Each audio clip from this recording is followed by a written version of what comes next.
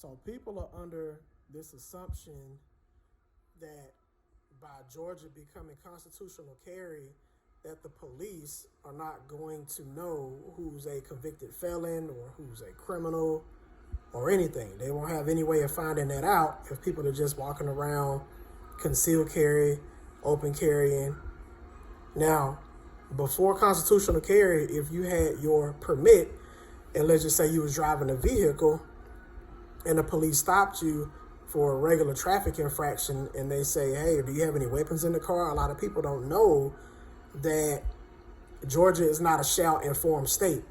Okay, it's not illegal for the police to ask you those type of questions, but you do have to know what rights pertain to you. Okay, these are in a lot of cases or they could be considered as a pretextual stop. So unless they suspect you of committing a crime, you don't have to answer that question. Now, they may go off into a tangent and explain, well, for officer safety reasons, blah, blah, blah.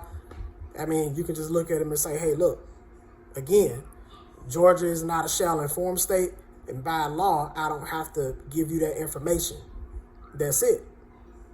So it's not their duty to walk around and just ID people to try to figure out who's a criminal or not until they actually commit the act.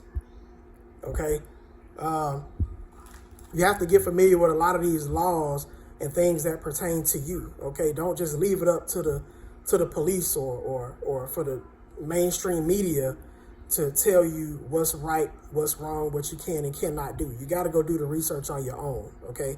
Constitutional carry just allows you to carry your firearm without having to pay a state tax that says, yes, we give you permission to carry your own property. It just really don't make sense in the first place. But you still have to go through a background check, especially if you're buying from only if you're buying from a FFL licensed dealer or store, pawn shop, whatever. You still have to go through a background check. All right. So, I mean, it's not that big of a deal. All right. A lot of people out here are spreading misinformation and a lot of these people don't even own firearms. But, you know, it's our job as firearms instructors and gun enthusiasts to be able to help educate the masses and let people know what's going on, man. They think Georgia now is becoming some type of wild, wild west type state, and it's nothing like that whatsoever. Educate yourself. So, just a quick follow-up in regards to discussing constitutional carry and encounters dealing with the police. I thought about something. Okay, people need to be aware of what probable cause is and suspicion. So those are two totally separate things. Okay, in dealing with the police, it doesn't have to be about, you know, firearms or anything like that. But first and foremost, we have to be aware of our constitutional rights. The first one, definitely the second one, the fourth one, the fifth one, so on and so forth. Okay, we have to be careful with how we interact with the police or with law enforcement out there, local, state, and federal. In a lot of cases, if you are unfamiliar with the law, don't be scared to invoke your Fifth Amendment. Okay, if you don't know what that is, then look it up. Okay, they can't criminalize you or retaliate against you if you invoke that right. You can invoke that right until you get yourself an attorney, and you know there's something that they cannot deny you of. Okay, anything that you say can and will be used against you in a court of law, and that's a fact. Okay, but just talking about mere suspicion and probable cause are two totally different things. Now, probable cause is something that the police have to have in order to arrest you or to search your person or your property and be able to take you to jail. With that, something has to be, within plain view, or they have to have some type of consent, or be in a police chase, or see something in a DUI checkpoint in order to be able to arrest you or whatever without a warrant, or search your home or car, whatever.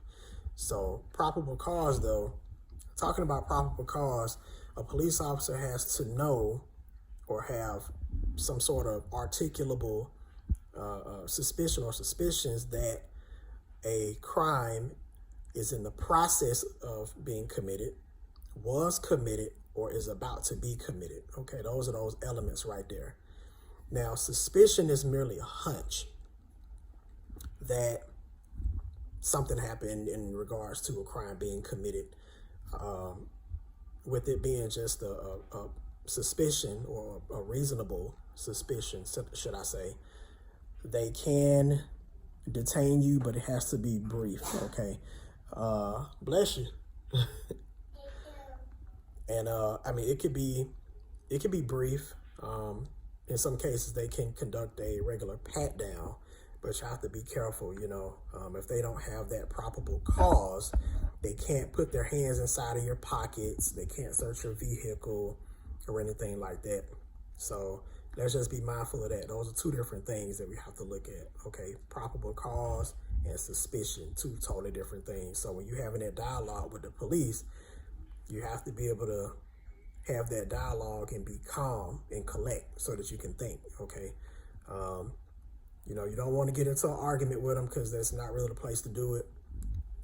And you may end up making the situation worse, not for the officer, but, mainly this is for yourself. You know what I'm saying? You want to stay calm and cool so that you can, think before you speak. You don't want to say anything or do anything that could incriminate yourself. In another video that I'm going to talk about, which refers to the Fourth Amendment, it describes a situation that I was in dealing with a police dog or a canine.